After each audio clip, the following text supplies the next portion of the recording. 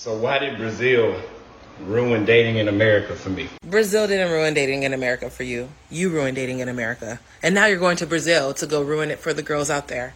I feel so sorry for them. You're not even realizing that you're going to a different country to go oppress the women over there because they're interested in an American man and you're taking complete advantage of that.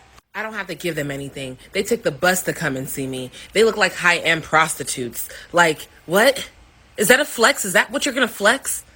Then you're having sex with the girls out there, coming back here having some more sex and going back out there to have some more sex. Oh, we know what you're about to do to them next. You're not hurting anybody here except for those Brazilian women because it all sounds so familiar. But we're not dealing with it anymore. But somebody got to deal with it, huh? Somebody got to deal with your bullshit. Why don't you just become a better guy? Why don't you just do better? Why don't you just court girls properly? Why don't you buy girls things? Oh, too broke? You got to fly somewhere else so that you don't have to give girls anything and still have sex with them? Nobody has a bigger fear of dying alone than men. That's the reason why they're always trying to convince us that if we don't hurry up and settle down, we're gonna die alone. Women don't die alone. That's men. Okay? You guys just want us to want to be married so that you don't die alone. I'm on to you. And I'm thinking of making you go meet your maker on your own, buddy. Like the rest of them. This video is for the ladies from 18 to 25. I was in a relationship from the age 17, 18 to 21, and I never got into a relationship again after that. You can ask all the guys that I dated after. I never let them call me their girlfriend. I'm the type of person who learns from experience, so all I needed was one relationship to know that I don't need to be in another boyfriend-girlfriend relationship. Now, before y'all get it twisted, the man treated me like an angel, but at the end, he still cheated. So once the relationship was over, I went to this guy that I like to consider our uncle, but really he's just a friend.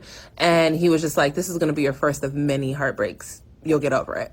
And I just didn't believe him. I just felt I was so special that the next person that I met was going to love me unconditionally and take care of me and do the things that a man is supposed to do. That naivety right there, when we think we're grown, we're paying our own bills, that naivety, I don't even know if that's a word, is what grown men, like 29 above men, use on girls 18 to 25 to ruin their lives, to break their hearts, to get vagina for free. Be careful, you guys. Do not give them your... The girls that my hypothetical sons will be dating will not only be pretty, they'll be smart, respectful, and probably a little bit witty. My sons are going to get the best of the best. Why? Because I'm going to teach them how to take care of women. I'm going to give them money to spoil their girlfriends. And the word is going to get around. Some of you guys never had that. So the other day I was leaving a restaurant with one of my friends, right? And this 60-year-old man came up to me trying to talk to me. He told me he was 50, but he's giving very much so 60. I'm talking full gray all the way around. He had a big old pot belly, looked like he was 17 months pregnant. He had a Gucci bag that went across his chest because his belly was too big and just sat on his stomach right here. I told him I had a lot of men on my roster, which I always do. And he was asking to be my one and only. Kevin Samuels really got you old ass men thinking that you really have a chance with young women. Don't. Before I gave him my number, I asked a few questions. I pretty much told him that if he wanted my number, he's going to have to pull out the stops. And he agreed. He didn't seem intimidated by me saying that. So I gave him my number. Pause to read. Pause to read again. He obviously very much so was intimidated because after I said that, this is what he had to say. FYI, only light-skinned gold diggers get taken care of, not dark-skinned niggas like you. Go get a career and a pension. So young and sad, you are looking for men to survive. Step your game up. Remember, only light-skinned women get the bag from men. Also, silly, I am a self-made millionaire. Old six nonprofits and a real estate company. Nigga, bye. Bag lost. I can't even say what I said back to him, but just know he got ate up like the big pork belly that he is. But what I did do was take his phone number, put it into Google. I found his LinkedIn, and through his LinkedIn, I found out that he worked at Chase. He's a banker. He don't own no businesses. And then through that, guess what else I found? His Instagram. This is him on Father's Day with his daughters.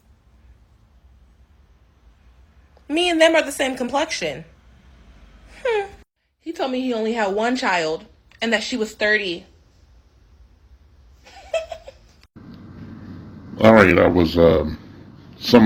I'll just say I was alerted in a fashion to this woman through a video she did shaming a guy shaming a passport guy, for going to Brazil and saying that Brazil had ruined dating for him in the United States of America, 3Ks and set. Yeah, she was, dragging this guy. And she made all these talking points, and when you look at the whole picture, it's kind of an oxymoron and whatnot, because, this is a situation where, me, who normally drags the living shit out of people, seemingly a lot of black women and shit, I have to take somewhat, in my own opinion, a heroic role and shit by, you know, splitting her wig. All right, I want to split her wig. This is an Instagram influencer named Amara Rial. Okay, she also has YouTube channels laying around. She's an influencer, online personality, and some of the other activities are questionable. The reason that I've decided to comment on this after taking a look at it and everything, and not just because she's dragging a dude for being a passport brother, is because I find her to be duplicitous and whatnot. All right, I don't know if she makes any bones about it, but she has Nigerian roots, and may be an immigrant, and she does have these Nigerian roots and everything. And when you first listen to her, you don't really pick up on it. But like, I went and looked through a bunch of her videos, and there was a particular one where she was talking about being taken to Nigeria and placed in a school over there because she was a discipline problem over here. So that confirmed me what I was going to do. I was going to come on here and drag her for being a tether, okay? When we say tether, we are talking about immigrants who look like us, who share a melanin content from, a better description. I really, these tethers are people that look like us, that don't share our value system or, our ideology, and they skew more towards Western culture and things that are been detrimental to the black community for over 30 years. And this woman is a prime example and shit. She's faking the funk. She's surreptitiously pretending to be one of us and giving advice to young women, not old women, young women, okay? I'm talking about high school age women to, early 20s. When I one of her videos, you hear her, talking to women and giving them advice about dating and, being out there. She's talking about how she keeps multiple men on tap and whatnot, or how she's a, down low sugar baby, and just, doing the usual, what we now know to be black woman shtick, which has gotten real still post Kevin Samuels and whatnot. I call it the, part of the Kevin Samuels paradox and whatnot. And, don't judge me by that because I said his name. It'll make a lot of people roll their eyes and whatnot. And they can, anyone feels like it kind of, you can click off, This is a woman that's embedded in our community, whether she likes it or not, based on, through her appearance. She has no control over that. I'm not judging her on her appearance and everything, but I am going to drag her for the shitty behavior, and the bad advice, the bad life advice she's giving and whatnot. She's not old enough to give this advice. She's not an elder. She's not any, like, somebody respectable or whatnot. She's a grifter. She talks about grifting men for their money and resources and shit, okay? It's nothing surprising. This seems to be a static mindset of a lot of women these days, a lot of young women, to get tangibles and everything using her sexuality overtly or otherwise and shit, but mostly overtly and in the most cringy ways, which she embodies and whatnot. She speaks about being offered $500 to hang out with a guy. I don't know if I believe that or not. I think she was being offered $500 to do something strange for some change. And we are gonna judge her. Yes, we are. And well, I just want to say, shame on you. I'm getting tired. This is the reason I made them goddamn tether videos. This is the exact reason you do things that muddy the water over here in our culture and shit. I'm not talking about you should be walking around with a Nigerian flag, affixed to your clothes or like some kind of armband or something, but it's getting that bad. You're nobody to look up to. You're nobody. You're nothing. Okay? You're basically a prostitute. All right? For all your bluster and your clothing holes and your wig wearing and, all this bullshit. Because I have seen her without the wig. She has like some bushy hair under there. She got kind of like, jolly jaws. It's a shame that you guys, from the diaspora shit, you're supposed to be, you don't have, in one video, okay, in a prior video, there was another African woman sitting up wearing a wig, wearing a classic Afro wig, and it was a wig. and she was wearing blue contacts and shit. And she was talking about how, like, you know, even though she looks like a soul sister, she is not one of us. She does not agree with our attitudes towards things in our country, and we shouldn't expect her to do that and judge her for that. I mean, we are going to judge you if you're embedded in our community, talking to our women and shit, giving them bad advice, and that's your fucking bad advice. Maybe you feel the way you do because you don't have a connection and shit. So therefore, you shouldn't be giving that kind of advice and shit. Does that kind of advice fly over there, Lagos or whatever? You know, what the fuck, you know? I think it's shitty. You know, if I see any of the female women in my family, any other, my two siblings and, nieces, laying around watching this shit, I would talk to them about it, okay? Irregardless of the outcome. Mario, you were nothing special, just another, a regular female, who's gaslighted herself into thinking something, you're more than you are because you have a certain, you have a certain look, all right? There's nothing special about you. You're about 2 sliders away from being a fat ass, okay? You are technically a big woman, all right? Technically, okay? You have a somewhat of a waist. You have an ass. It's nothing special.